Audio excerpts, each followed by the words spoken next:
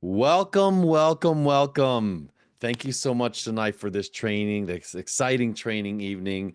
I'm Coach Art with Eagle Lock, and we cracked the college code. And so tonight I'm going to be trying to hopefully crack the code for you in selecting the right colleges.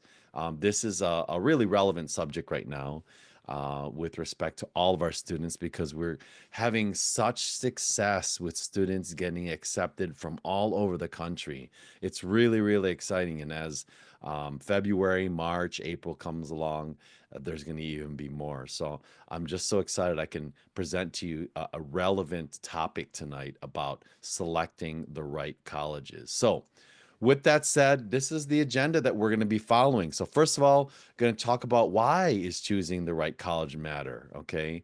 And what are the key factors in choosing a college? What are the considerations? Um, then about researching and evaluating schools, any application strategies and deadlines, also financial considerations, and then lastly, Q&A. Okay, so Q&A. So really, again, application consideration, key takeaways, and then Q&A.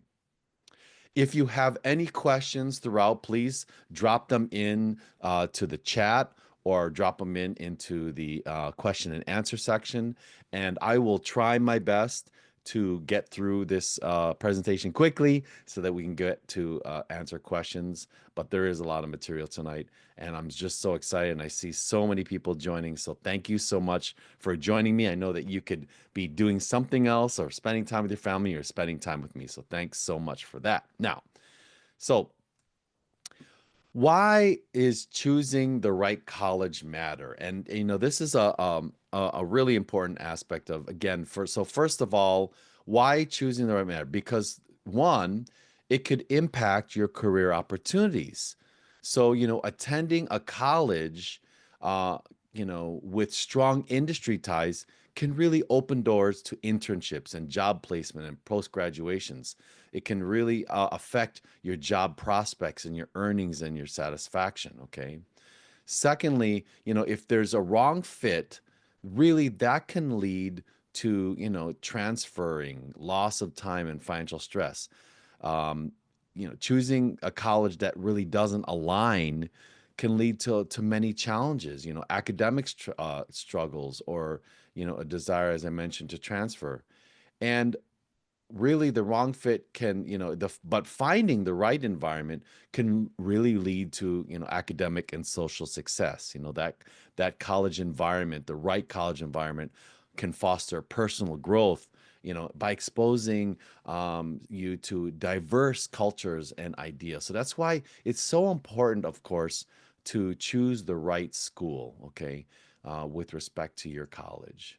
Now, what are some of the factors to really consider with respect to choosing a college? There are many. Okay, and frankly, when I was putting this list together, I was finding that there was just so many more things, but I kind of encapsulated it to these bullets here. So first of all, and I'm going to go through these individually: self-reflection, academic fit. So the type of programs and majors and the faculty and the research opportunities, uh, campus culture. The size, the diversity, the activities, and the communities. Financial considerations, of course, like tuition and scholarships and the cost of living, at the school. And then career opportunities, right? So internships, networking, job placement. And then lastly, thing I call the fields, which when I get there, I'll explain it to you. But really, the best thing is that I want to emphasize that no one college is best, okay? But really it's about the best fit for the individual. And it's really important that you consider your personal priorities in each of these various categories that I have listed up here. So, first of all, self reflection.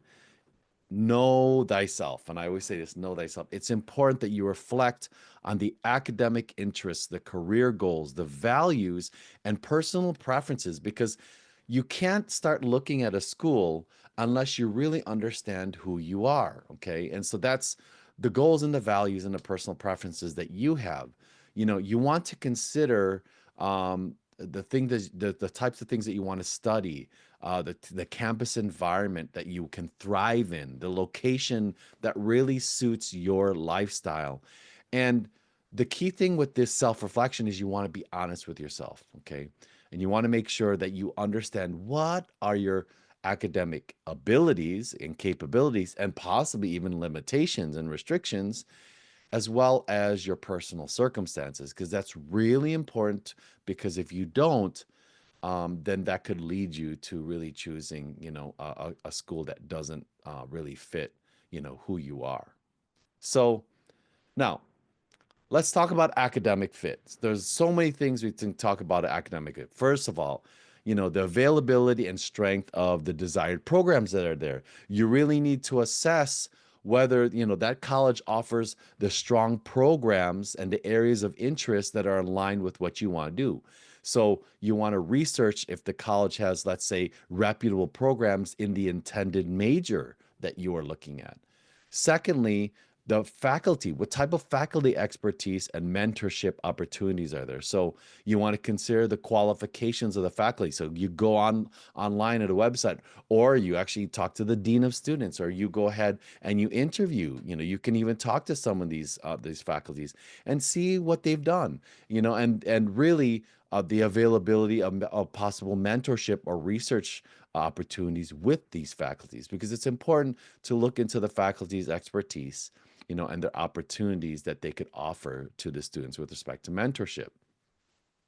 And then, of course, class sizes, and learning preferences. So, you want to make sure that you are evaluating whether the typical class size, okay, remember, you got it. The typical class size aligns with your preferred learning style, and whether is that more personalized or that larger lecture. Because some of these schools, I know the school that I went to, University of Illinois, I had, lectures that had 600 people in them.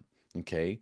Versus, maybe some smaller schools have a ratio of, let's say, 20 to 1, 10 to 1. Okay.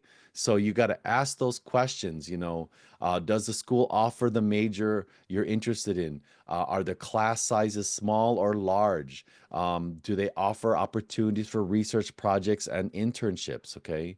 You really want to determine all of those factors with respect to, what is the academic fit.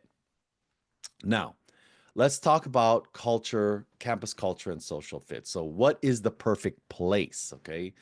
And you think about this as the impact of the campus setting on your student life. Okay. So, you want to take a look and consider the geographical location and the campus setting, whether it's urban versus rural. Okay. How is that going to influence your daily life and activities? So, for example, consider whether you prefer an urban or rural setting and how that impacts your lifestyle. Because, for example, I know some students that I'd help where they went to University of Washington. Again, love the campus, beautiful, green, amazing programs. Okay, but these were students that came from California, and they didn't realize that nine months out of the year it's gloomy and it's raining. And so that really affected their mental status, just because it was so gloomy, wasn't sunny. And eventually, I know one of those students came back and transferred to another program just because the setting itself just didn't fit because of the weather. Okay. Also, you want to talk about the availability of extracurricular activities. So, explore the range of clubs, organizations, and activities that are offered there. You want to make sure that the college offers extracurricular activities that really match your interests, either sports or arts or technical, technical programs or so. It's really important. And that's part of really researching and learning about the program, right? And then lastly, some of the things that might be, because is diversity and inclusivity on the campus, because sometimes that's really important. So, you want to make sure a diverse campus, can really provide a richer educational experience through varied perspectives. And so, if it's something that is really important to you to have a diverse culture or even a more inclusive culture, and that it aligns to your values, then it's important that you consider that when you're talking about campus culture and social fit. Now, probably everybody, of course, will consider this is a huge thing. Financial consideration and affordability, of course, show me the money, like they say, right? So, first of all, you want to take a look at the total cost of attending the school. You want to break down all of the expenses, including the tuition, the housing, the meals, the books, the personal expenses, and you want to understand the totality, the full financial commitment. Okay. What you also want to do is, and so that's essential, right? To look beyond not just the tuition, because a lot of times families, and I know I did that when I first started, as I just look at the tuition, but there's so many other factors that you have to consider and to grasp, what is the true financial impact, okay? You want to break that down. It's just as, consider all of the things that you would if they were living at home. Those still things apply when it's living in campus and even more, okay? Another thing is you want to look at the strategies of securing financial aid. Okay, so is there availability of scholarships, of grants, work study programs, loans to help finance your education? Researching and applying for various financial aid opportunities, it can significantly reduce out-of-pocket expenses. And I'll put a little plug here is that if you guys are really looking for financial aid advice, I would highly recommend to talk to our Coach David because Coach David is our financial aid guru. He runs our financial aid strategies program, and he is an incredible resource on everything that you need to know about financial aid. And he also runs every Wednesday, he runs a financial aid training course as well. Now, lastly, and a lot of people don't consider this, is analyzing the return on investment. And what that means is really considering the potential future earnings once you have chosen your field relative to the cost of your education.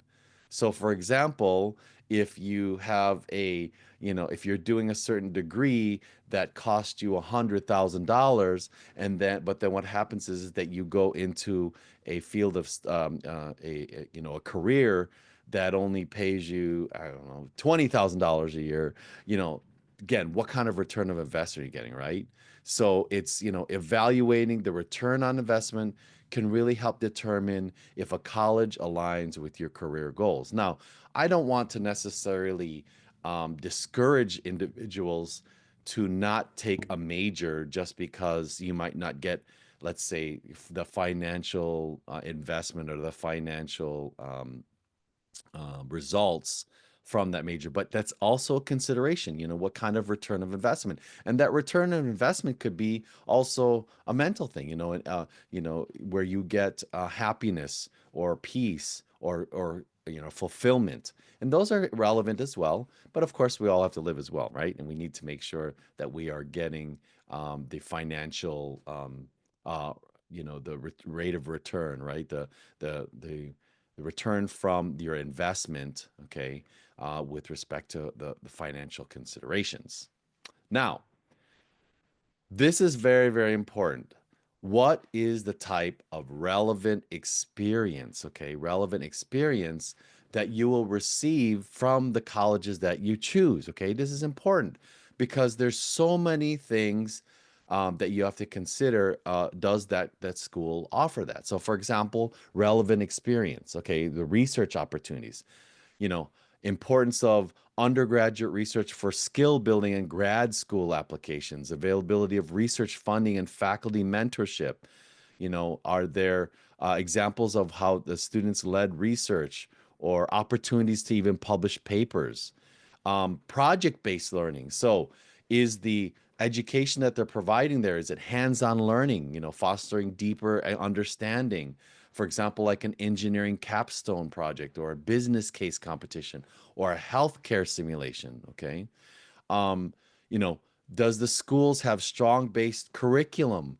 For example, like if we want to go engineering, you go like MIT or Caltech, right? Um, or collaboration with peers and industry mentors on real challenges with respect to project-based learning.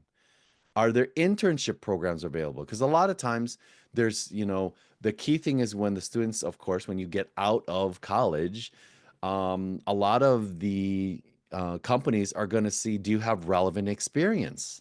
Okay, that just makes sense. And so, the internship availability into different teals, the tech, the business, the healthcare. Are there schools that you're picking with built-in internship or co-op programs? Like, for example, Northeastern, Drexel, and Purdue, they have built-in internship co-op programs. So that's a consideration. Importance of a very robust career services center. Is there offerings of paid versus unpaid internships? Okay. Industry partnerships. This is really key. So, for example, schools that will go in and they have a strong corporate connection with the school. So, for example, Stanford has a strong connection with the Silicon Valley companies. Michigan has a very strong connection with the automotive, area or companies. NYU has a very strong um, connection with finance. Okay. So are there, how do industry partnerships lead to job placement within that school? Is there dual degrees where they can go for it, and corporate sponsored programs, that integrate business experience with the classes?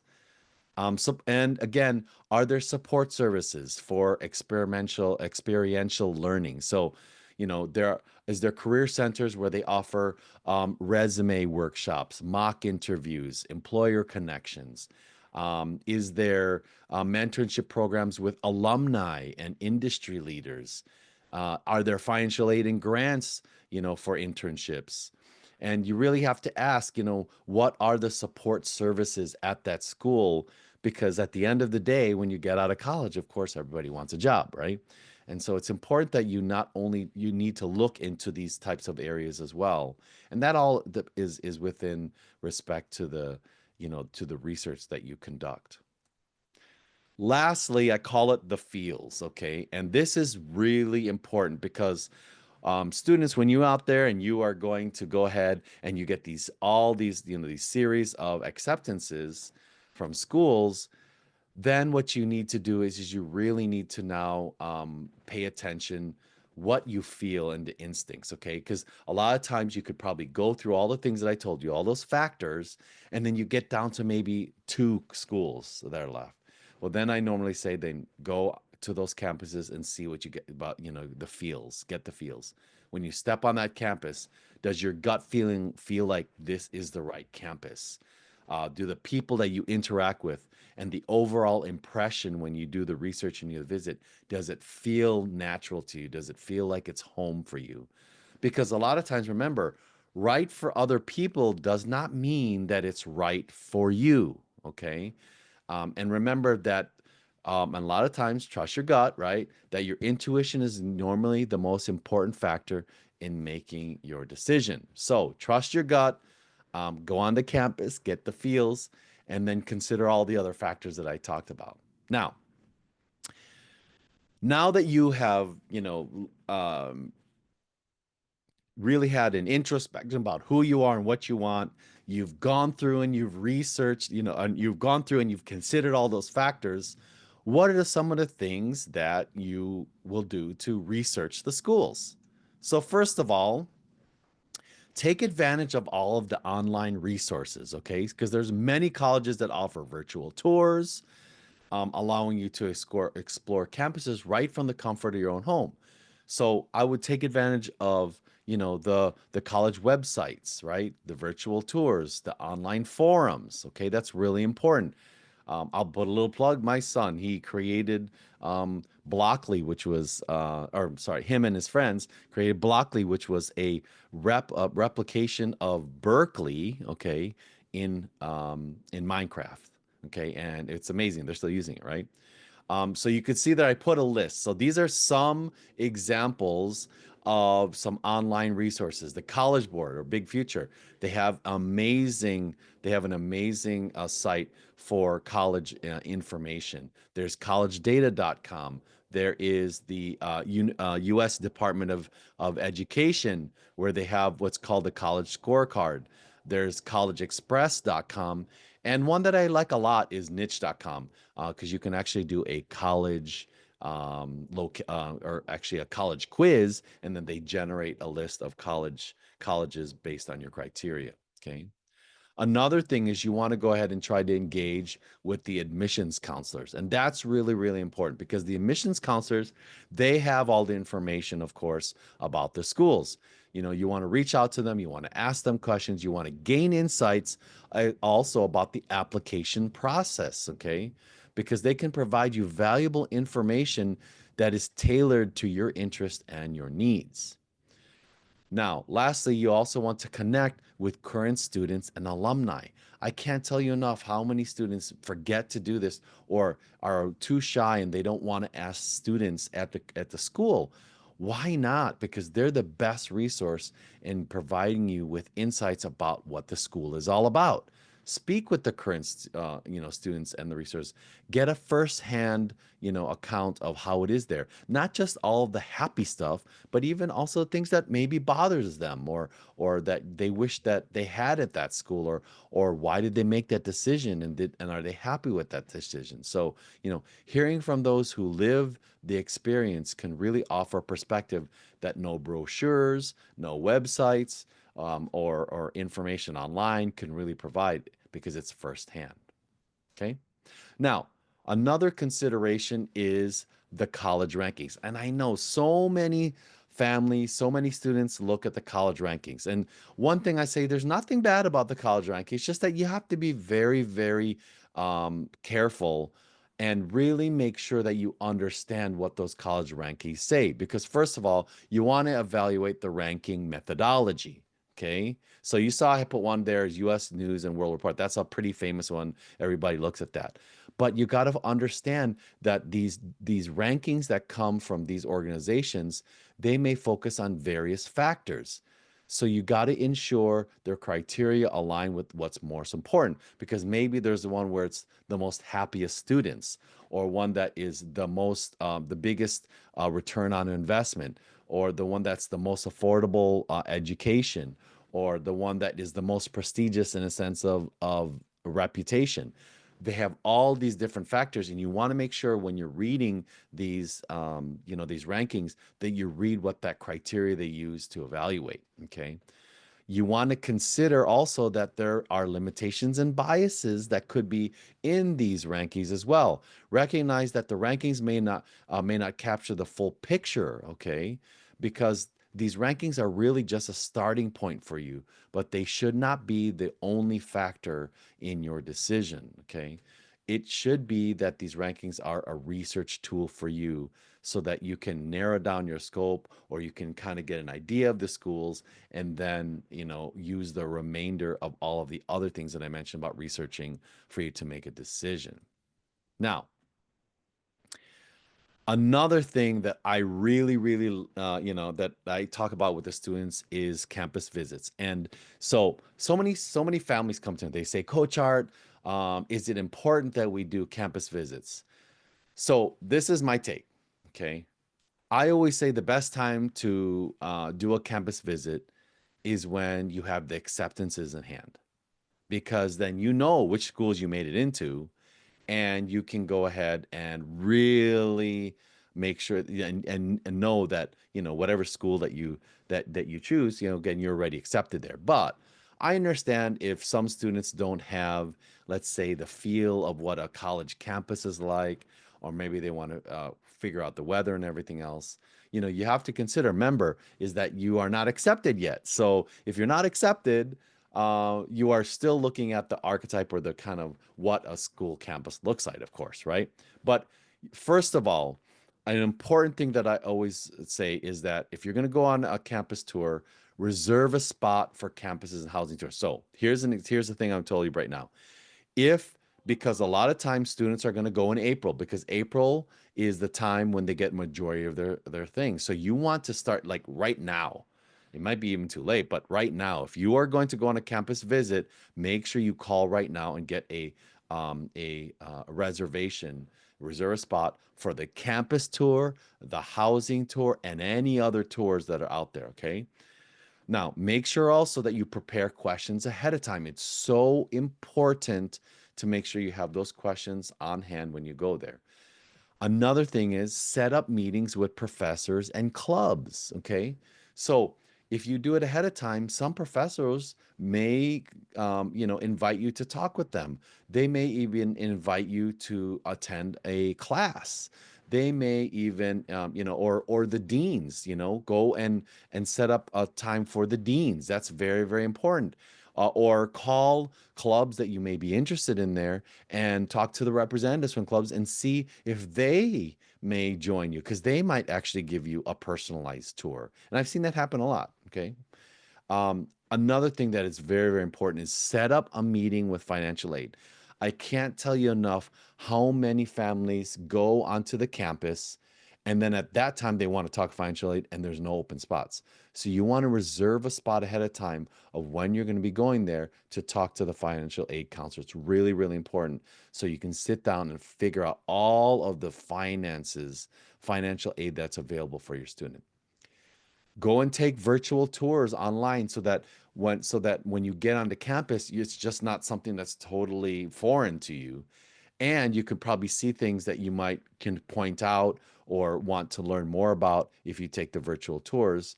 And then I also, if it's possible, look for overnight sessions. Now, a lot of time with the overnight sessions, schools will not offer overnight sessions unless it's when you've accepted, or I'm sorry, it's when you have been accepted by them. Okay, when you get an acceptance, then they'll offer potential candidates that have been accepted to sleep over so that it helps them, make decisions. So look if they have an overnight session. I'd highly encourage it because then now you can get the opportunity to see how is it when you're sleeping in the campus or in the dorms, and how is it in nightlife, and how is it on campus, right?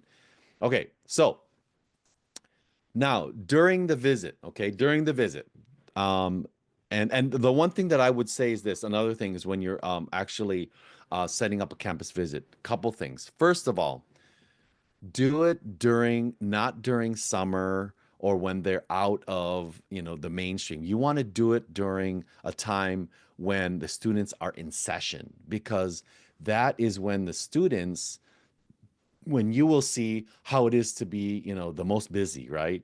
Or the most active, and that's when you'll see how big the classes are and how they interact and how students interact, everything else. So you want to do it if you can. Usually I say is during the weekdays when the students are in session. And so that's really, really key. Okay. You want to pay attention to the campus culture, the facilities, the housing options, the student service, support services, and overall atmosphere. And if you have already set up the visits, right, then the housing tour and all that is great. When you get on campus, imagine yourself as a student there and assess if it feels, again, remember how we talked about the feels like a good fit. Sit on a class, talk to professors and students. As I mentioned, set it up beforehand, but then don't be shy to talk to a lot of students. They're fine with talking to you and giving you perspectives. As I mentioned, visit the college when it's full in session. And key thing here, explore the surrounding areas. I tell this to students all the time and their parents. When you go there, and if you have time, go look at where the local hospital is. Okay.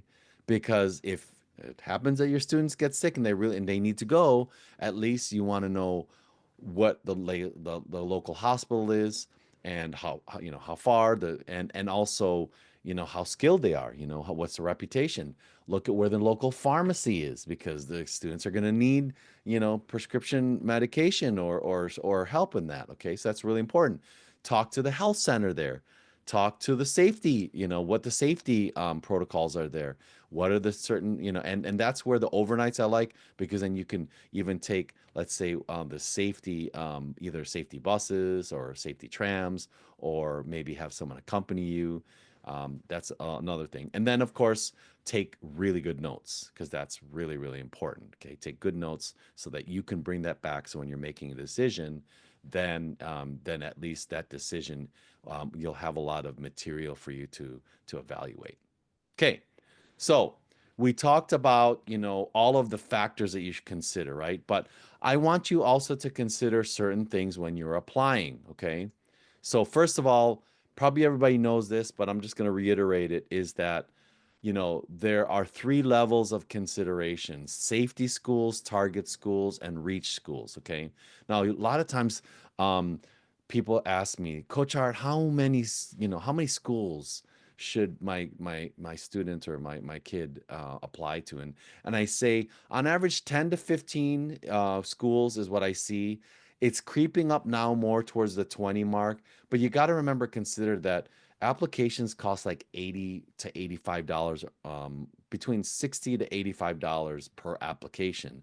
So it gets pretty pricey if you're doing 20. Okay. I've always said this: the biggest amount of applications that were submitted were 47, I believe, and that I would not recommend. But anyway, when you're looking at the levels of consideration, you always want to, when you're doing your research, remember, and you did all those factors, when you're putting it on a spreadsheet, you want to organize them as safety, target, and reach. So again, safety schools, those are the ones that you're certain that you'll be admitted to that major, that you'll be happy attending there, or maybe you start there and then you later transfer. Sometimes it's a consideration because it's a local school, or maybe possible community college or junior colleges, and it's usually somewhat affordable. Okay. Now, when you were taught, and so that's about 2 to 3 schools. Maybe you have 2 to 3 safety schools. And then target schools are the ones where you are likely to be admitted based on your academic profile. You are going to be happy to attend and to stay there all 4 years. And really, the cost of attendance is not necessarily financially overwhelming. Okay. But I can't say that there isn't some that are expensive for targets, but majority of them usually are not financially overwhelming. Now, when we talk about reach schools, those are the ones that are typically academically challenging, that that your academic profile may not fit, but you're going to try for it. That they have a very selective admissions process, and so they have a very low acceptance rate. Possibly their cost of it is very high, and typically you label these as your dream schools, right? And so I always say for the students is that, with respect to the reach, you can do as many as you want, as long as it's within your budget and it's within your patience of filling it out. But again, if you put it in there, 2 to 3 safety schools, 3 to 5 target schools, 3 to 7 reach schools. Okay. And then if you add that up, it's about, the most is 15. But as I mentioned, 50. If you go with the, let's say, University of California, it's one application and you just check mark the schools. Cal State, the same thing. Apply Texas, the same thing. So there are times when you may say, oh, well, I applied for 25 schools, but then 9 of those are UCs and there were only one application. So you really got to think about the application itself. Now, also, when to apply, there's also the consideration, because there's early decision, early action, and regular decision. Now, probably all of you know about this, and I know I'm probably repeating myself, but I'm going to repeat it again. Remember, early decision is when you have a binding commitment, meaning you only want to choose one school, because if you sign on the dotted line and they accept you, you are obligated to go because you have signed a binding contract that says you need to go. If you do early action, that means it's non-binding, but you will do is you'll receive an early response and then you will reply back to them in May, but you are not obligated to go there. And then, of course, regular decision is with the regular pool of students. You have more time. You have more time, okay, meaning that you have, because it's usually later in the year, normally in December, January, and February, but you get a later response, okay? So it could be May, June, or so, okay? So again, early decision, you're locked in. Early action, you get an early response. And so, but the one thing also that you also want to remember is that with early decision, early action, what's great about it, advantage of doing that is because, one, you get considered for possible scholarships, because that's always a good consideration. And then and so that's excellent. And of course, you get the early response. But then the flip side of that is you're going up against the elite students, because a lot of students that are highly competitive have a great profile, and the competitive profile are, they're applying early action or early decision. Now, with respect to financial offers, okay, it's really, really important that you are taking a look at financial offers. And there's a couple things. First of all, when you receive your financial aid packages, okay, you want to break them down. You want to make sure that you want to look at the possible grants, possible scholarships, work study opportunities, and loans, because understanding each of those elements of your financial aid package offer, okay, will help you determine what is the actual cost that you will be responsible for. So you want to take a look at it as an entirety, okay? And again, these are all the considerations that I talk about, the factors that once you get down to it and you get these acceptances, now you're looking at, okay, well, what are truly the financial considerations? You want to calculate the no cost after aid. So, what I mean by that is you subtract the total amount of grants and scholarships from the college's cost of attendance to find the net cost. Okay. So, when you get all of the expenses of the college, then you apply the grants and the scholarships. What is left is what you truly owe. Okay. And then another thing that people don't realize is that you can negotiate with the financial aid offices. So it's really important that you don't forget, don't hesitate to reach out to the financial aid offices because they may be able to adjust your package based on new information. If you tell them, I'm sorry, but my wife went part-time or something like that, or or we had to, move to another place and now if we're financially strapped, or maybe there was some, maybe you lost your job or something. All of these different factors are true considerations, even to the point where we just say, we really want to go here, but we just can't afford you. And then find out they may be able to help you. Okay. I remember when I went to visit Stanford with my son, and I went in there and I looked and I went to the guy and I said, I just want to be, I would love, if my son makes it here, I would really, really love for him to come here. The unfortunate thing is we just can't afford it. And what he told me was, hey, if your kid makes it into Stanford, we are going to do everything in our power so that they can attend Stanford. So that means, they have deep pockets and they're going to help offset the cost, right? Offset the cost. So that's a consideration. Remember that you can negotiate with financial aid offices, okay? So, what are the key takeaways, okay, from really selecting, the school? So, there are not that many, but the key takeaways from what I'm talking about is, first of all, make sure, and it's really important that you are aligned with your college, for your college selection with your personal goals. Okay. That's really, really important.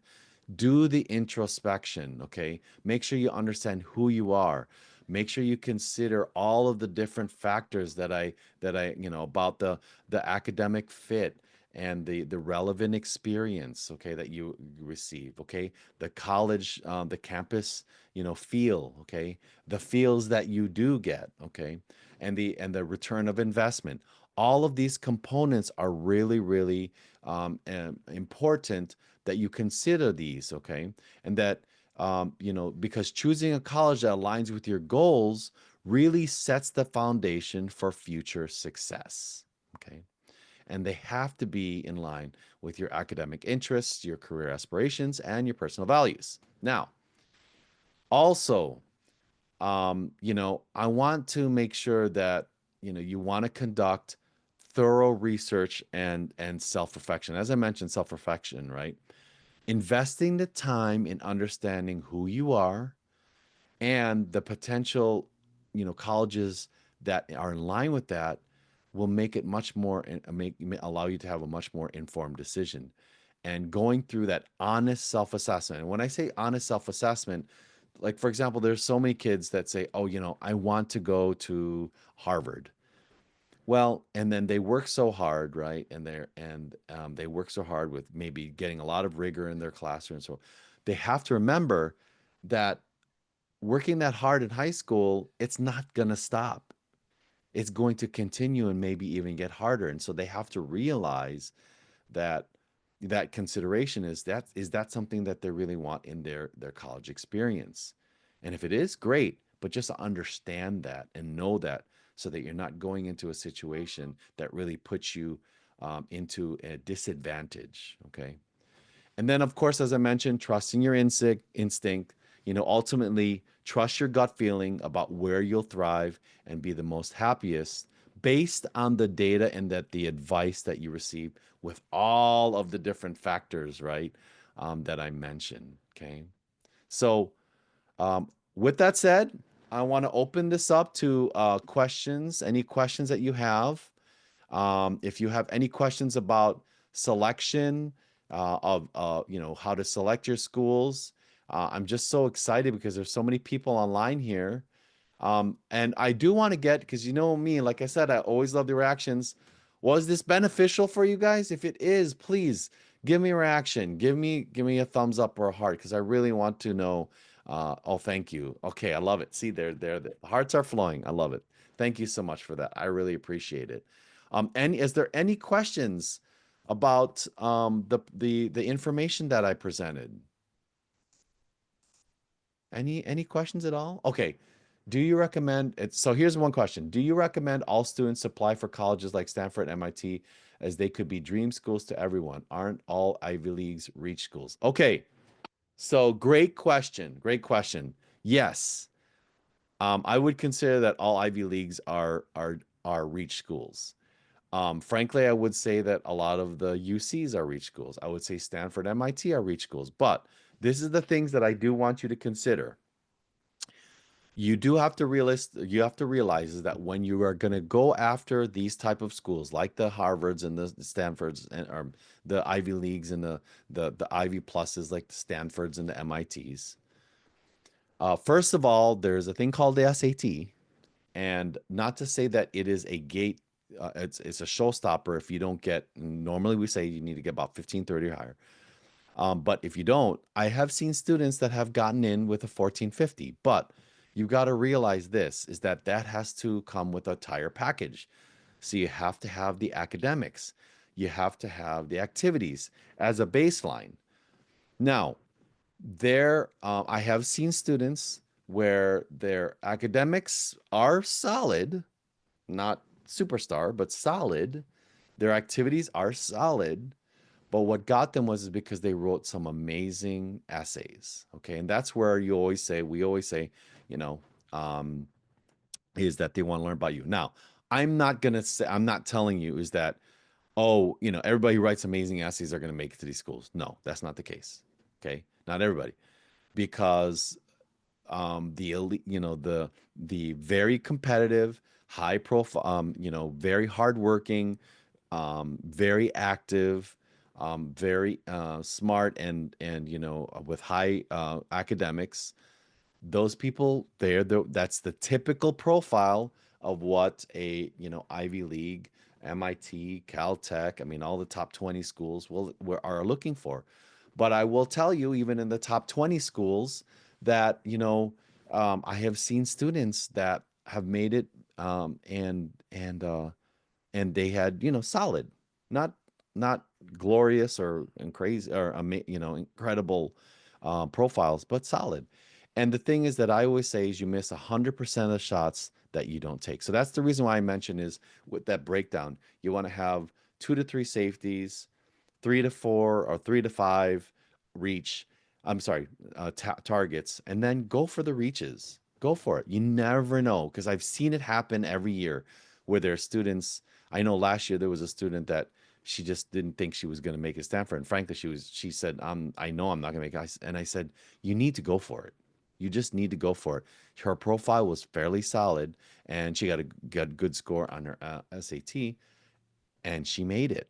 Okay, and so those are the kind of stories that you want to hear, but don't don't put your heart into it to think, oh, you want to have confidence, you want to have optimism, but you also want to be a realist to say, okay, these are reach schools. There's a purpose. They're called reach, and that they're called reach because again, there's a potential that you might not make it, and there's a potential you might. Okay, so there you go.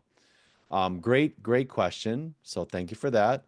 Are there any other questions out there? Any other questions that you guys have with respect to choosing the right school? choosing, and selecting the right school and what factors you need to consider. Any other questions at all? All right. Okay. Well, if we don't have any questions, I want to thank you so much for joining me on this journey. I'm just so blessed and thankful for all the people that join my training calls. I know that you could be doing something else or spending time with your family and friends, but you choose to listen to these training calls, and we're always excited and we feel honored that we are able to give this information to you. So thank you, thank you, thank you. Make sure to look at our lineup because we are doing sessions every day on the weekdays, training sessions. There's amazing sessions by myself, Coach Tony, Coach David, Coach Victor. So look at that and make sure you join them. Okay. So thank you again. Have a wonderful evening, and we will talk to you next Tuesday for my next one. All right. And if you're driving, drive safely. You should be. And if you're at home, have a wonderful night with your family and friends. I'll see you guys later. This is Coach Art. Bye bye.